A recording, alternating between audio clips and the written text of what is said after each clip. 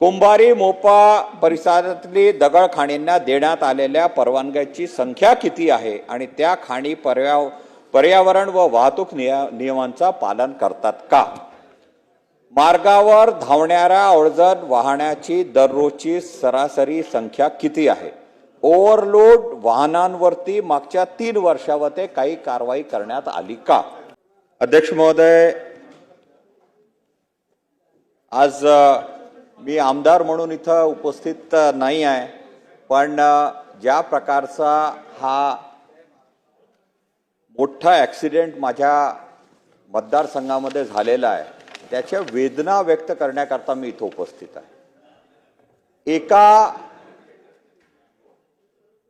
12वीच्या परीक्षेला जाणारा एक विद्यार्थी आपल्या वडिलांसोबत जाताना त्या दोघांचा मृत्यू या ट्रकच्या माध्यमातून झाला।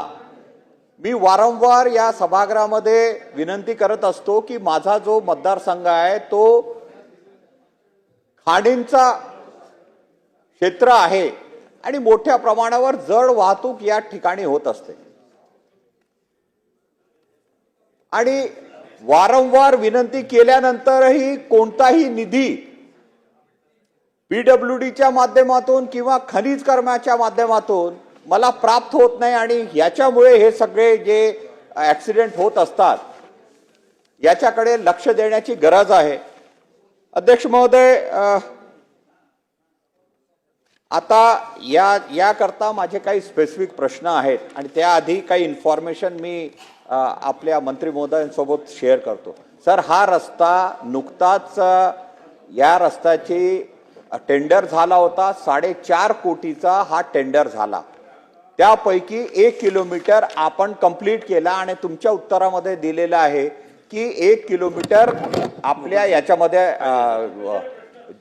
वन विभागाच्या अंतर्गत येतं म्हणून आपण करू शकत नाही। ते झाल्यानंतर आज परत तुमच्याच उत्तरामध्ये आहे की दुरुस्ती करता हा रस्त्याकरता आपण 19 लाखाचा निधी दिलेला आहे। आपण काय करतोय मंत्री महोदय? एक तर 4.5 कोटीचा आपण देतो आहे, त्यानंतर प्रत्येक एकाच वर्षामध्ये आपण परत 19 लाखाचा तिथं निधी देतो आहे। काय सुरू आहे? एक तर निधी रस्त्यांकरता मिळत नाही आणि मग या प्रकारचा आपण आपले अधिकारी आपोआप जाऊन कोणतेही प्रश्न न विचारता सरळ देऊन टाकतात आणि त्याच्यामध्ये त्या कॉन्ट्रॅक्टरने 25% बिलो जाऊन काम केलेलं आहे। म्हणजे हे काय सुरू आहे? तो करू शकतो का काम? 19 लाखाचा काम 12 लाखामध्ये घेण्यात आलेला आहे आणि 1 वर्षाचा कालावधी त्याच्यामध्ये आहे। मंत्री महोदय, 3-4 प्रश्न, अनेक प्रश्न आहेत ते मी तुमच्या समोर उपस्थित करतो। तुम्हाला विनंती सुद्धा केली होती की सर तुम्ही बजेटमध्ये तर एकही पैसा दिलेला नाही, या वर्षी काय मिळणार आहे माहिती नाही। आणि दुसरं म्हणजे की फ्लड डॅमेज च्या अंतर्गत मी तुम्हाला पत्र दिलेलं होतं आणि त्याच्यामध्ये एकही पैसा सुद्धा आतापर्यंत आलेला नाही। तर आपण काम कसं करायचं? आम्ही सगळे लोक जनता प्रश्न आम्हालाच विचारतात, ऍक्सिडेंट होतात ते आमच्याचकडे येतात, तर आम्ही कसं त्यांच्या समोर जावं हा प्रश्न आमच्या समोर स्थापित झालेला आहे। अध्यक्ष महोदय, या अंतर्गत मी काही प्रश्न मंत्र्यांसमोर ठेवतो आहे। उमरेड मोहपा मार्गाच्या दुरुस्तीकरता मागील 5 वर्षात किती निधी मंजूर करण्यात आला? त्यापैकी प्रत्यक्ष खर्च किती झाला? काम पूर्ण झाले की नाही? नंबर 2, कुंभारी मोपा परिसरातली दगडखाणींना देण्यात आलेल्या परवानग्याची संख्या किती आहे आणि त्या खाणी पर्यावरण व वाहतूक नियमांचा पालन करतात का? मार्गावर धावणाऱ्या अवजड वाहनाची दररोजची सरासरी संख्या किती आहे? ओव्हरलोड वाहनांवरती मागच्या 3 वर्षामध्ये काही कारवाई करण्यात आली का? अपघाताची अधिकृत आकडेवारी काय आहे? काय त्या प्रश्नाचं तर उत्तर घेऊया ना मंत्री महोदय। सर, 3 प्रश्नाचं तरी उत्तर घेऊया। प्रश्न होऊ द्या, जे प्रश्न त्यांच्या खात्याच्या अंतर्गत नसतील ते दुसऱ्या खात्यावरती त्यांच्याकडून माहिती देतील ना अध्यक्ष महोदय। ठीक आहे, ठीक आहे। खाणींसाठी स्वतंत्र बायपास मार्ग उभारण्याचा प्रस्ताव शासनाच्या विचाराधीन आहे का? असल्यास त्यासाठी कालमर्यादा काय? अवैध वाहतूक रोखण्यासाठी कायम स्वरूपी तपासणी नाके, चेकपोस्ट व वजन काटे बसण्याचा निर्णय शासन घेणार का? 12 फेब्रुवारी 2026 रोजी झालेल्या दुर्दैवी अपघातातील मृतांना कुटुंबाला शासनाकडून किती आर्थिक मदत देण्यात आली? कुटुंबातील एका सदस्यास शासकीय नोकरी देण्याचा निर्णय आहे का? या मार्गाचे कॉन्क्रिटीकरण, कारण हा मार्ग टिकत नाही. आता सर 2 कोटी आपण खर्च केले, एका महिन्यामध्ये तो रस्ता दुरुस्त म्हणजे कंप्लीट झालेला आहे. प्रश्न मग घ्या, आपण- प्रश्न घ्या, प्रश्न सर घ्या. सर परत त्यांना प्रश्न घ्या. सर करतोय तुम्ही सर किती मिनिटं दिले प्रत्येकाला? तीन प्रश्नांना घ्या, तुम्ही प्रश्न, 1 तास दिला. तुम्ही आता मला प्रश्न विचारायला सांगतोय आणि हा जीवनाचा घ्या, आणि घ्या, मृत्यूचा प्रश्न विषय घ्या. आहे. मेश्राम साहेब, प्रश्न घ्या. अध्यक्ष महोदय, तुम्ही थोडे सेन्सिटिव्ह व्हायला पाहिजे या गोष्टी करता आणि मला फक्त 2 विचारा. हो, प्रश्नच विचारतोय ना. घ्या मेश्राम साहेब.